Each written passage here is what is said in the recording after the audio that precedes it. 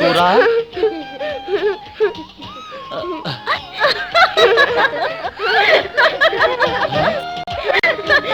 এই এগুলি কি? গেঞ্জি। কে দিল? দেবে আবার কে? কিনে এনেছি। টাকা পেলি কোথায়?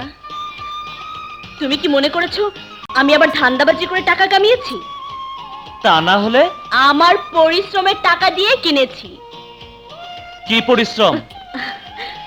পাঞ্জাবির মধ্যে হাতের কাজ করে ওগুলো বিক্রি করে এগুলো এনেছি। টাকাগুলো খরচ করার কি দরকার ছিল? আমার ভালো লাগলো তাই। আচ্ছা সুমন, এটার মধ্যে কি লেখা আছে? I love you. এটার মানে কি?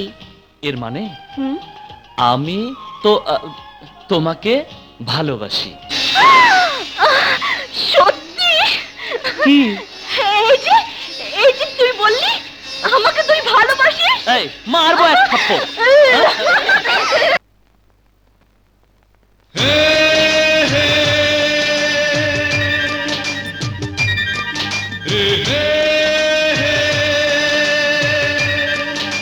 আল্লাহ তাকে এত সুন্দর করে বানিয়েছেন, তাহলে আল্লাহ আরো কত সুন্দর।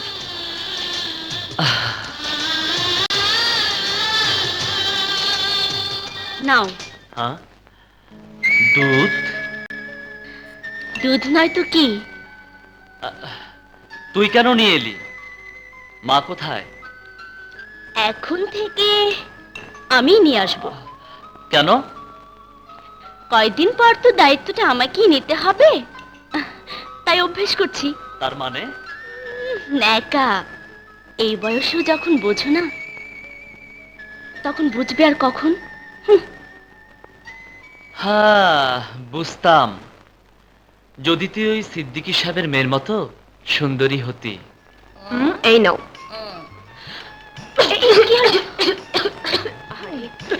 ওরে আমার আহ্লাদি, সেবা দাসী তো ঘরেই আছে। আচ্ছা ভাবি, আমি ইচ্ছে করে হাঁচি দিয়েছি? অসুখটা তো ইচ্ছে করেই বাঁধিয়েছো। এতে ইচ্ছের কি হলো? সমুদ্রের গোসলটা না করলেই হতো। তোমার ভাই ডাক্তার ডাকতে গিয়েছে। হায় আল্লাহ, ভাইয়াকে সব বলে দিয়েছো? হ্যাঁ, সব বলে দিয়েছি। সর্বনাশ। সোহেল, এই শালার লেবার এদিকে আয়। দেন। এই নে টাকা, যা কেটে বল, যা যা। ওস্তাদ, এই যে এত টাকা খরচ করে গর্তের ভিতর বোমা ফিট করে আবার ঢেকে রাখছো, কারণটা বুঝলাম না। আর মাত্র 15 মিনিট পরেই সব বুঝবে। জাফর সিদ্দিকী তার পুরো পরিবার নিয়ে এই রাস্তা দিয়ে আখি হোটেল উদ্বোধন করতে যাবে। কিন্তু দুঃখের বিষয় হলো এখানেই ওদের সবার জীবন শেষ হয়ে যাবে। এতক্ষণে বুঝলাম তুমি প্রতিশোধ নিতে যাচ্ছ। বুঝেছে সোনার চান? এবার চলো ওদের কাফনের কাপড়গুলো নিয়ে। ঠিক আছে, চলো। সিদ্দিকী পরিবারকে শেষ করে দেবে। ওদেরকে খবরটা দিতে হয়।